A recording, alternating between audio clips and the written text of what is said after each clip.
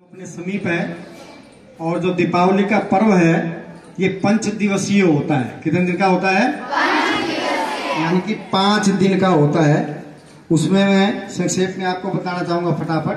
पहला दिन धनतेरस का, दूसरा दिन रूप चौदस का, उससे अगला दिन दीपावली का, उससे अगला दिन गोवर्धन पूजा का और अंतिम 5वां दिन भैया दूज का होता है। तो चलिए हम चलते हैं कहाँ। सबसे पहले धनतेरस की ओर। धनतेरस समुद्र मंथन में आज ही के दिन धनवंतरी जो है अमृत कलश लेकर के समुद्र से मंथन से बाहर निकले थे और उन्हीं की याद में, उन्हीं के लिए ये धनतेरस मनाया जाता है। इसी दिन कुबेर पूजा भी की जाती है और इसी दिन यम पूजा भी होती है और सायंकाल के वक्त एक दीप दान किया जाता है, एक दीप जलाया जाता है। धनवंतरी जो देवताओं के वैद्य हैं और हमारी संस्कृति में धन से भी बड़ा यदि किसी को माना गया है तो वो माना गया स्वास्थ्य को।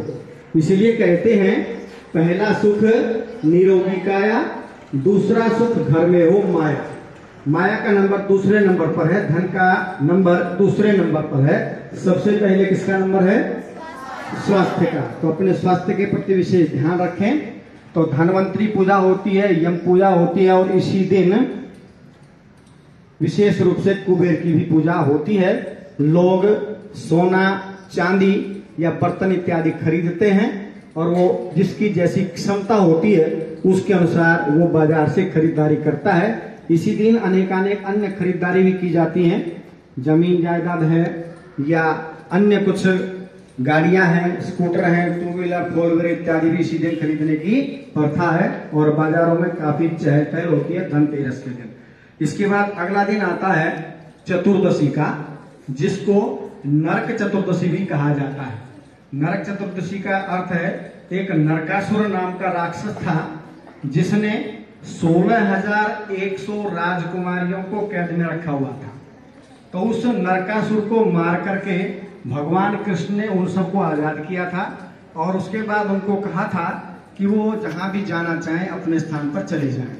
तो 16,100 राजकुमारियों ने, कन्याओं ने भगवान से कहा कि हम इतने दिन इस दुष्ट राक्षस की जेल में रही हैं, कारागार में रही हैं, इसलिए समाज हमें स्वीकार करने वाला नहीं है, समाज हमें स्वीकार नहीं करेगा, इसलिए आप ही हमारा कुछ कीजिए ताकि हम सम्मान पूर्वक जीवित रह सकें और अपना जीवन यापन कर सकें।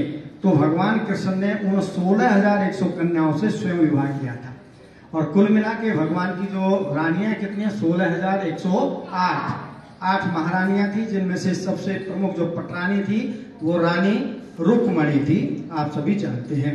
तो इस दिन नरक चतुर्दशी के दिन अपने आसपास जो भी भगवान कृष्ण या विष्णु का मंदिर है वहां जाइए और वहां पूजा करने से कहते हैं रूप सौंदर्य की प्राप्ति होती है और इसी रूप सौंदर्य के कारण ही इस दिन को रूप चौदस भी कहा जाता है। इसके बाद पहुंचते हैं दीपावली के दिन। दीपावली जो कार्तिक मास की अमावस्या को मनाई जाती है, आप सभी अपने निबंध में पढ़ते हैं। तो दीपावली जो है उसका विशेष महत्व है हिंदुओं के सभी त्योहार में। केवल हिंदू नहीं, जैन, सिख इत्यादि भी इसको बहुत ही उल्लासपूर्वक मनाते हैं। जैन लोग इसलिए बनाते हैं क्योंकि इसी दिन जैनियों के जो सर्वप्रथम जिन्होंने जैन धर्म को आरंभ किया, महावीर स्वामी, इसी दिन जो है निर्वाण को उनको प्राप्ति हुई थी, निर्वाण प्राप्त हुआ था। इसलिए जैन लोग इस रूप में दीपावली पर्व को मनाते हैं। दूसरी तरफ सिख लोग जो हैं वो भी इस दीपावली पर्व को बहुत धूमधाम से मनाते हैं। कहते हैं इसी दिन 1570 ईस्वी में अमृतसर के अंदर जो स्वर्ण मंदिर है उसकी नींव रखी गई थी। तो इसलिए सिख लोग भी दीपावली को बहुत ही धूमधाम से मनाते हैं। और इसी दिन यानी कि दीपावली के दिन भगवान लक्ष्मी का जन्म हुआ था। समुद्र मंथन से लक्ष्मी भी निकली थी और उसी दिन उनका विवाह जो है भगवान विष्णु से हो गया था। तो कुछ लोग लक्ष्मी नारायण की भी इस दिन पूजा करते हैं। और जो मुख्य कथा है वो आप लोग सभी जानते हैं कि इस दिन भगवान राम लंकापति रावण को मार करके वापिस अयोध्या लौटे थे।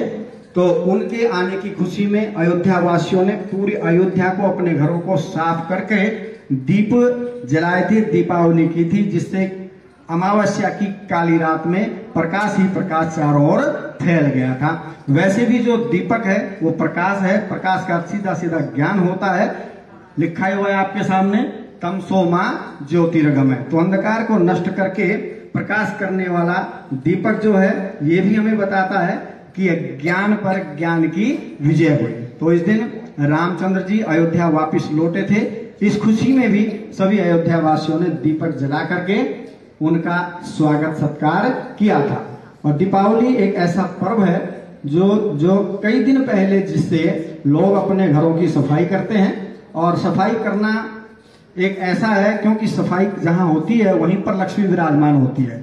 यदि घरों में सफाई नहीं है तो लक्ष्मी वहां पर विराजमान नहीं होती है। लेकिन कईयों का उद्देश्य हो गया अपना घर तो साफ करो लेकिन पड़ोसियों के सामने अरंगा डाल दो। तो ऐसा मत करें, सफाई करनी अच्छे से सफाई करें और जो कूड़ा करकट इत्यादि निकलता है उसको कूड़ेदान में डालें ताकि आप भी स्वच्छ रहें, गांव भी स्वच्छ रहे, गांव की गलियां भी स्वच्छ रहें।